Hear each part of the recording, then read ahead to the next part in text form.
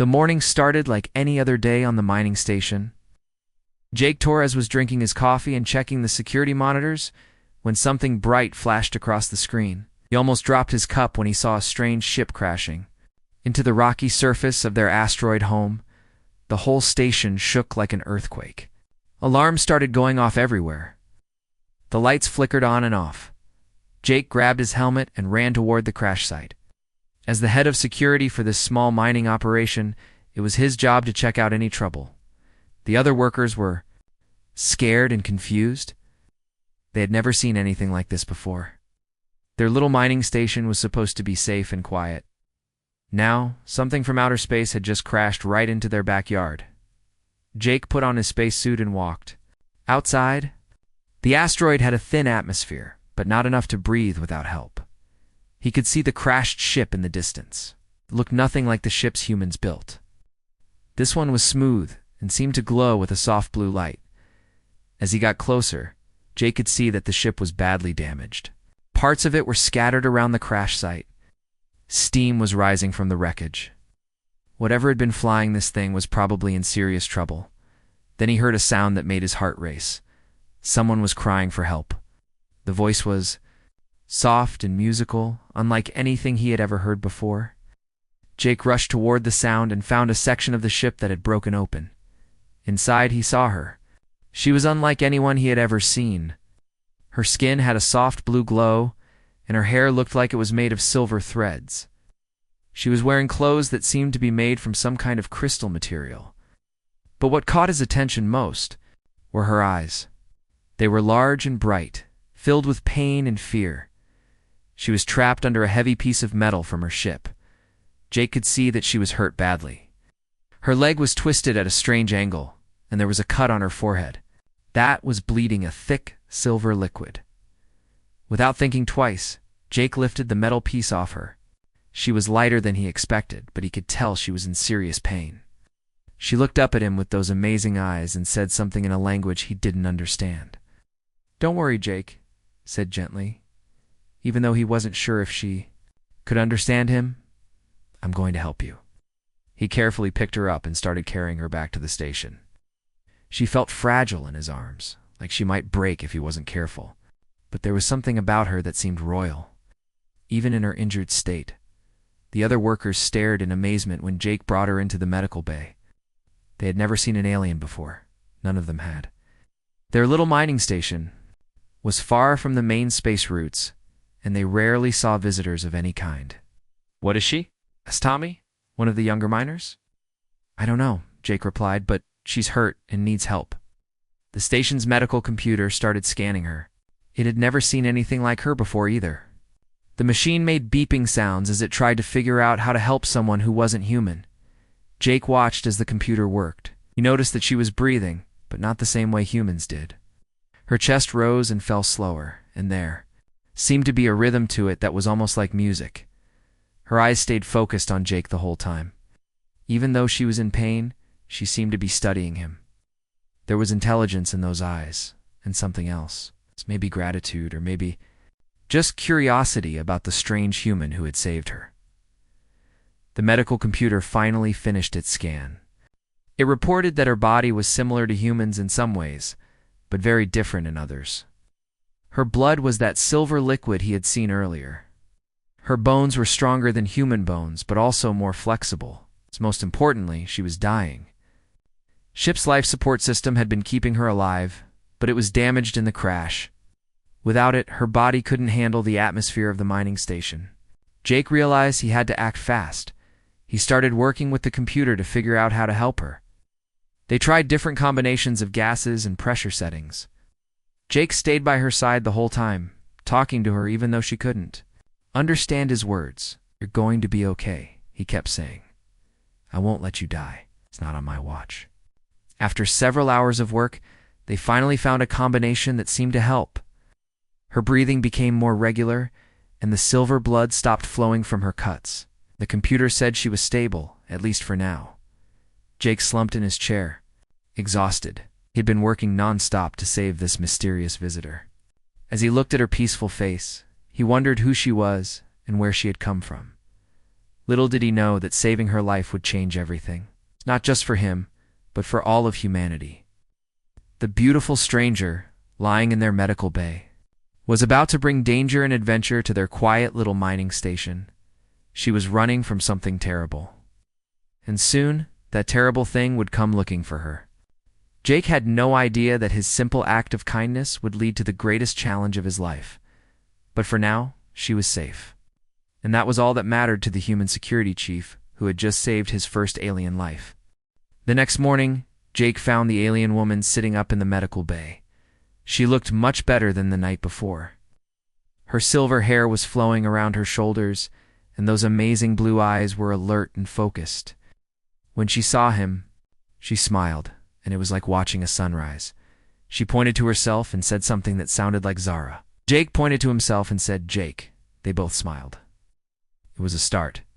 The station's computer had been working all night too. Understand her language. Slowly, words began to make sense. Jake learned that her name was Princess Zara, and she was from a place called the Luminian Empire. She had been running from something when her ship crashed. "Dangerous," she said in broken English. Her voice filled with worry. "They follow me. Very dangerous." Jake sat down next to her. "Who's following you?" Zara's eyes grew dark with fear. She struggled to find the right words. "Vorthok, they destroy everything. They have a weapon that can break planets." Jake's blood ran cold. Weapon that could destroy planets? He had thought the worst thing they might face was equipment breaking down or running out of supplies. This was something completely different. "Why are they chasing you?" Jake asked. Zara touched a small device on her wrist. It glowed and projected. A hologram in the air. Jake saw images of beautiful cities with tall crystal towers. Then the images changed, showing the same cities on fire, with dark ships attacking from the sky. "My people," Zara said sadly. "They peaceful, no weapons. I escape with important information. Must warn others." Jake understood. She was carrying secrets that could help stop these attackers. But that also meant she was extremely valuable to them. They would do anything to get her back. Before Jake could ask more questions, the station's alarm started blaring. The computer's voice filled the room. "Warning. 3 unidentified ships approaching. They're not responding to our communications." Jake ran to the security monitors. His heart sank when he saw the ships. They were black and angular, covered in what looked like armor plating. These weren't friendly visitors. "Vorthok," Zara whispered, her face pale with terror. Jake looked at the ships again. They were much bigger than anything his small mining station could handle. The miners here were good people, but they weren't fighters. They had basic security. Equipment, but nothing that could stop military ships. "Computer," Jake said. "How long until they get here?" "Approximately 30 minutes, the computer replied. Jake's mind started racing. He'd been in the military before coming to work at the mining station. He knew how to fight, but this was different. He was outnumbered and outgunned. But he couldn't just give up. "We need to hide you," Jake told Zara.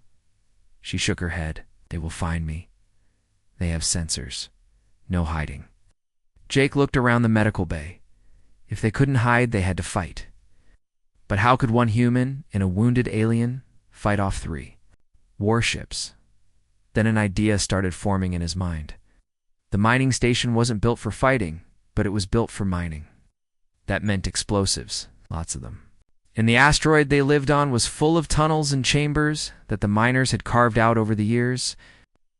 "Zara," Jake said, "can you walk?" She nodded, though Jake could see she was still in pain. "Good. We're going to turn this place into a trap." Jake started moving fast. He gathered all the mining explosives he could find. These weren't weapons, but they could make big holes in things. He also collected cutting tools, welding equipment, and anything else that might be useful. The other miners were scared and confused. They had never been in a fight before. Jake tried to calm them down while he prepared his plan. "Listen," he told them. "We're going to use the mining tunnels to move around. These attackers won't know the layout like we do. We can hit them and then disappear before they can fight back." Jake showed them how to set up the explosives in the tunnels. He explained how to use the mining equipment as weapons. It wasn't much, but it was better than nothing. Zara watched him work with growing amazement. She had never seen someone think so fast under pressure. Her people were smart, but they solved problems with technology and diplomacy. Jake was solving problems with his hands and his mind working together. "Your people," she said to Jake. "They are warriors?" Jake looked up from the explosive he was setting. "Some of us. We fight when we have to protect people we care about." Zara felt something warm in her chest when he said that. This human barely knew her, but he was willing to risk everything to protect her and his friends. The computer announced that the ships were getting closer. Jake finished his preparations and gathered everyone in the main control room. Through the windows, they could see the dark ships landing on the asteroid's surface. "Here we go," Jake said quietly. The first explosion shook the station. The attackers had blown a hole in the outer wall. Jake watched the security monitors as 3 massive figures in dark armor stepped inside. They were tall and moved like predators hunting their prey. Vorthok, Zara whispered. Jake had never seen anything like them. They were twice the size of humans, with armor that looked like it could stop bullets. In their hands, they carried weapons that glowed with deadly energy. But Jake wasn't afraid. He was focused. These things had hurt Zara's people, had come to his home to take someone he was sworn to protect. It made this personal. "Stay close to me," Jake told Zara. "Going to show them what happens when they mess with humans?" The first Vorthok warrior stepped into the main corridor of the mining station. Jake watched from the security monitors as the massive creature looked around with glowing red eyes. Its armor was thick and black, covering every inch of its body. The weapon in its hands hummed with deadly energy. Jake had positioned himself in the ventilation system above the corridor. He held his breath as the alien hunter walked directly beneath him. This was his chance. He dropped down silently behind the creature and attached one of his homemade explosives to its back. The Vorthok spun around, faster than Jake expected. Its massive arms swept toward him. But Jake was already moving. He rolled under the creature's legs and came up behind it again. The explosive went off, sending the Vorthok stumbling forward. Its armor was cracked but not broken. Jake realized. These things were tougher than he had hoped. The creature turned around and fired its weapon. A beam of red energy burned through the wall where Jake had been standing just a second before. Jake was already running down the corridor. Leading the alien deeper into his trap, Princess Zara watched from the control room, her silver eyes wide with amazement. She had never seen anyone move like that. Her people were peaceful and had never developed fighting skills. To her, what Jake was doing looked like magic. How does he do that? She whispered to herself. Jake led the Vorthok into the mining section of the station. Here the corridors were narrower and filled with equipment. The creature's size, which had been an advantage in open space, now worked against it. Jake grabbed a cutting torch from the wall and turned it on. The blue flame shot out like a sword made of fire. When the Vorthok charged at him, Jake dodged to the side and dragged the torch across the creature's armor. Sparks flew everywhere as the flame found a weak spot. The alien roared in pain and anger. It swung its massive fist at Jake, but he was already somewhere else. Jake had learned to fight in the military, but this was different. He was using everything around him as a weapon. He picked up a heavy wrench and threw it at the creature's head. While the Vorthok was distracted, Jake jumped onto a conveyor belt and slid under the alien's legs. He grabbed another explosive from his belt and stuck it to the creature's ankle. The explosion knocked the Vorthok off balance. Jake didn't waste the opportunity. He jumped up and grabbed onto the creature's shoulder armor. Using his weight, he pulled the alien off balance and sent it crashing into a wall. But the fight wasn't over. The creature got back up, angrier than before. It grabbed Jake with one massive hand and lifted him off the ground. Jake could feel the armor crushing his ribs. Then Jake did something that surprised even himself. He remembered an old fighting technique from his military training. Instead of trying to break free, he relaxed his body and grabbed the creature's wrist with both hands, using the alien's own strength against it. Jake twisted his body and applied pressure to a joint in the creature's armor. The Vorthok's grip loosened just enough for Jake to slip free. As he fell, Jake grabbed the creature's weapon and turned it against its owner. The energy beam hit the alien square in the chest. It collapsed to the ground, finally defeated. Jake stood there breathing, hard, covered in sweat and dust. He looked at the fallen creature and realized he had just done something that should have been impossible. A human had defeated a Vorthok warrior in single combat. From the control room, Zara was staring at the monitors in complete shock. "Wow. He is so strong," she said, her voice filled with wonder. But Jake wasn't done yet. The station's alarms told him there were still 2 more Vorthok somewhere in the facility.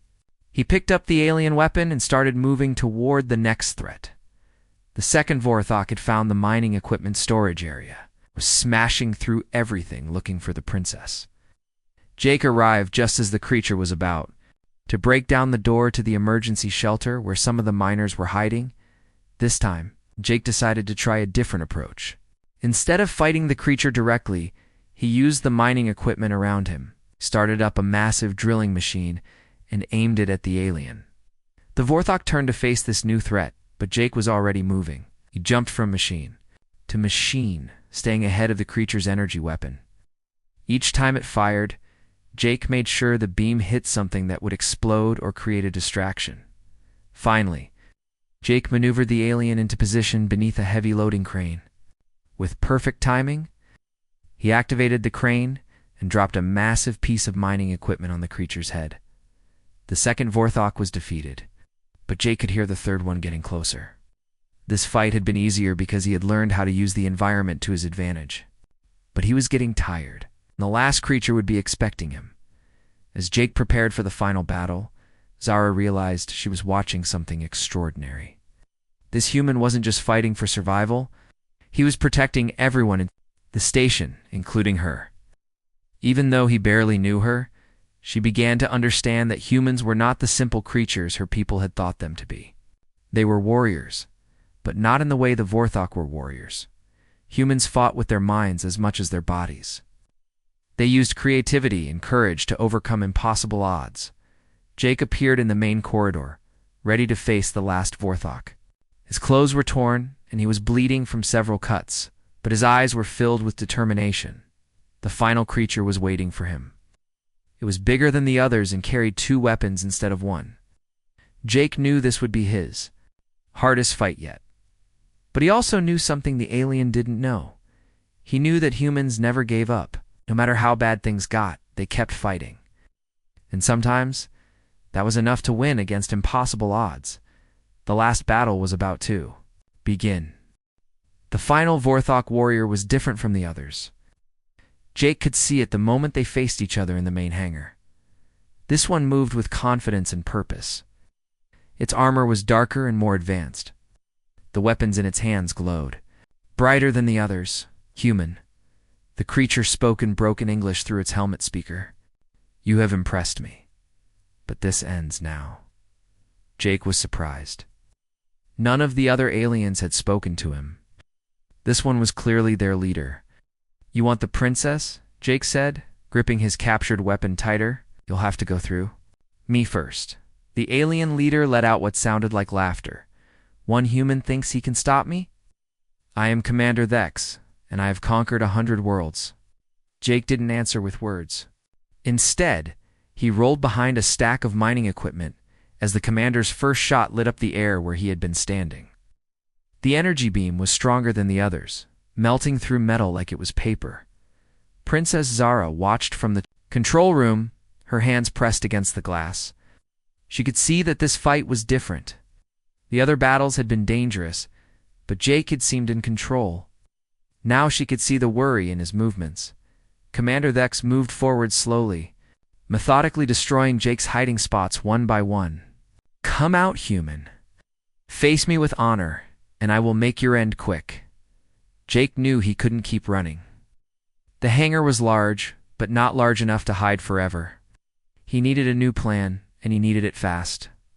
Looking around the hangar, Jake noticed the heavy machinery used for moving cargo between ships. Massive cranes hung from the ceiling. Loading platforms could lift tons of equipment.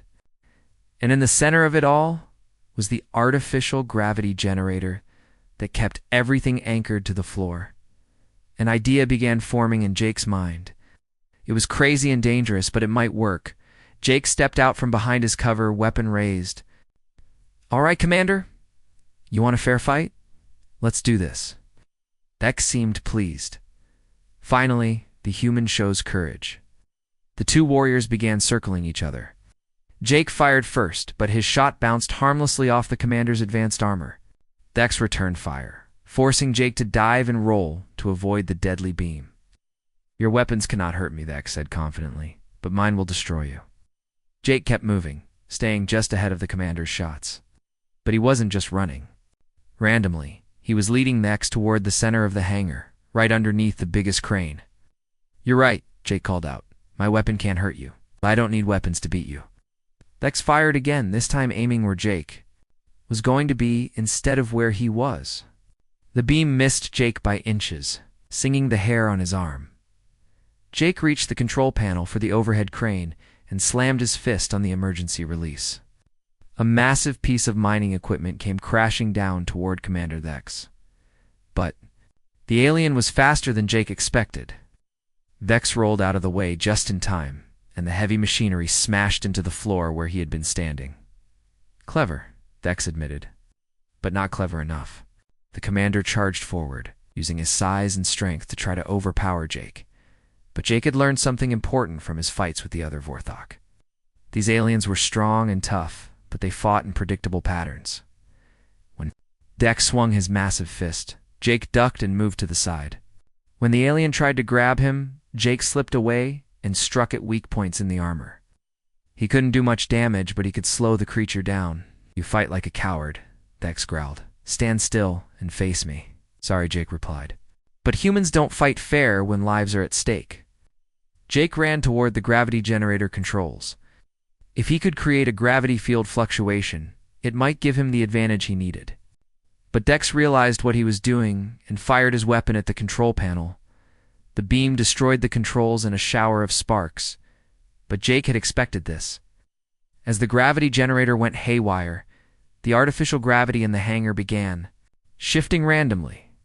One moment, everything was normal. The next, Jake and Dex were floating in zero gravity. Gravity would suddenly return, sending them both crashing to the floor. Jake adapted quickly to the changing conditions. His military training had included zero-gravity combat. But Dex was struggling with the unpredictable environment. During one of the zero-gravity moments, Jake pushed off from a wall and flew straight at the commander, wrapped his arms around the alien's helmet, and used his momentum to spin them both around. When gravity returned, Jake made sure Dex hit the ground first. The impact cracked the alien's helmet, and Jake could hear air hissing out. "Impossible," Dex gasped. "A human cannot defeat a Vorthok commander." "You're right," Jake said, standing over the fallen alien. "Okay, a human can't defeat you with strength alone, but we don't just use strength, we use our heads." Jake reached down and carefully removed the commander's weapons. Dex was hurt, but not dead. His armor's life support was keeping him alive, even with the damaged helmet. "Your people," Jake said, "they think power comes from weapons and armor. But real power comes from protecting the people you care about." Princess Zara had watched the entire battle in amazement. When Jake won, she felt something she had never felt before. Her people admired intelligence and grace, but watching Jake fight had shown her a different kind of beauty. The courage to stand against impossible odds for the sake of others. She rushed down to the hangar to find Jake sitting on the floor, exhausted but alive. His clothes were torn, and he was covered in cuts and bruises, but he was smiling. "Is everyone safe?" Jake asked when he saw her. "Yes," Zara replied, kneeling beside him. "Thanks to you." Jake looked at Commander Dex, who was now secure and no longer a threat. "We need to contact your people," he told Zara. "There are more like him out there. Everyone needs to know how to fight them." Zara nodded, but she was thinking about something else. Her people had always believed that humans were primitive and violent. But watching Jake fight had shown her that humans weren't violent by nature. They were protective by nature. There was a big difference. "Jake," she said softly, "my people need to learn from yours." We need to understand what real strength means. Jake looked at her with tired but kind eyes. Real strength isn't about winning fights, Zara. It's about being willing to lose them for the right reasons. As they sat together in the damaged hangar, both of them knew that something important had changed. Not just between them, but between their two species. This was the beginning of something new. 3 days after the battle, Princess Zara stood in the mining station's communication center. Her fingers moved gracefully over the holographic controls as she sent messages across the galaxy. Jake watched from nearby, still amazed by the technology. That seemed like magic to him. "My people want to meet you," Zara said, turning to face Jake with a smile. They have never heard of a human defeating 3 Vorthok warriors alone. Jake felt uncomfortable with all the attention. "I just did what anyone would do. I protected my friends and my home." "That is exactly why they want to meet you," Zara replied. "My people have forgotten what it means to fight for something." The first response came from the Luminian Council. Holograms showed 3 tall, elegant beings with the same blue-glowing skin as Zara. They looked shocked when Zara told them about Jake's victory. "Princess," one of them said, "are you certain this human really defeated trained Vorthok warriors? Our analysis shows that humans are physically inferior to most species." Jake stepped forward. "Your analysis is wrong. Physical strength isn't everything. Sometimes the will to protect others makes you stronger than you think you are." The council members looked at each other in surprise. They had never heard a human speak before. "Interesting," another council member said. "We would like to study your fighting techniques. Perhaps we can learn something useful." Jake shook his head. "You can't learn it by studying it. Fighting isn't just about techniques. It's about why you fight." Over the next few hours, more aliens contacted the station. Word was spreading quickly through the galaxy about the human who had stopped a Vorthok attack. Soon, the communication center was filled with holograms of different species. All wanting to hear the story firsthand, a group of traders from the Centauri system asked Jake to teach their security teams. A peaceful farming colony wanted to hire him as their protector. Even some military commanders from advanced civilizations requested meetings.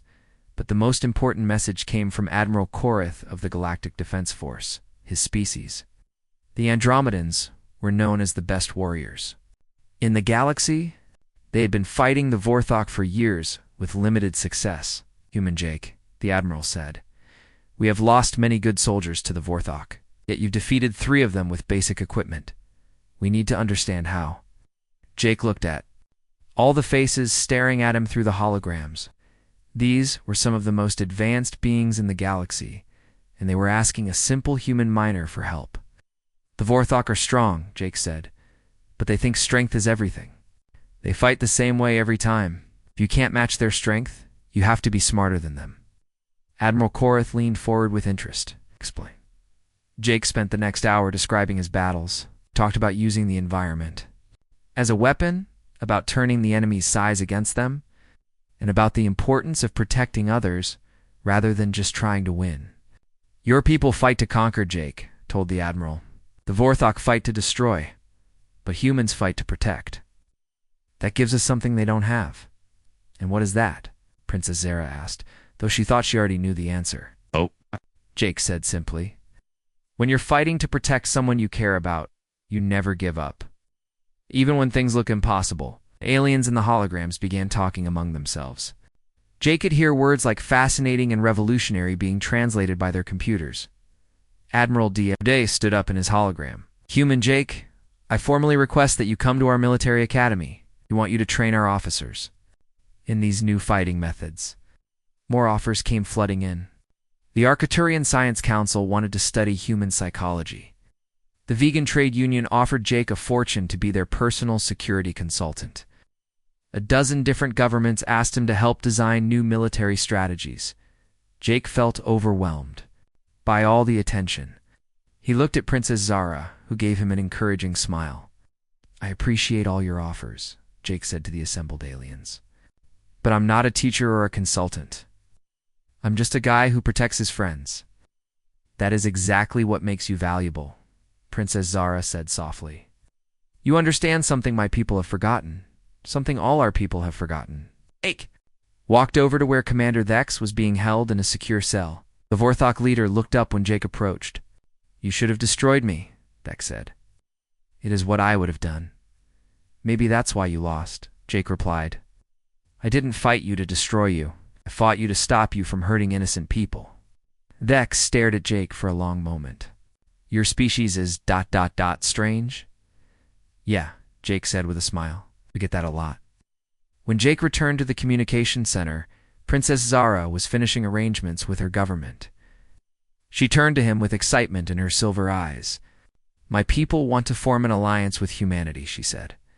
"Not just a trade agreement or a peace treaty, a real partnership." Jake felt a warm feeling in his chest. "What kind of partnership?"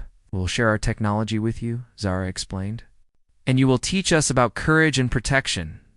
Together, we can help other peaceful species defend themselves against threats like the Vorthok." Jake looked around at all the alien faces still watching him through their holograms. He thought about his fellow miners, who had shown incredible bravery during the attack. He thought about humanity and all the challenges they faced in space. "On one condition," Jake said finally. "We do this as equals. Not as teachers and students, but as partners." Princess Zara's smile was brighter than any star Jake had ever seen.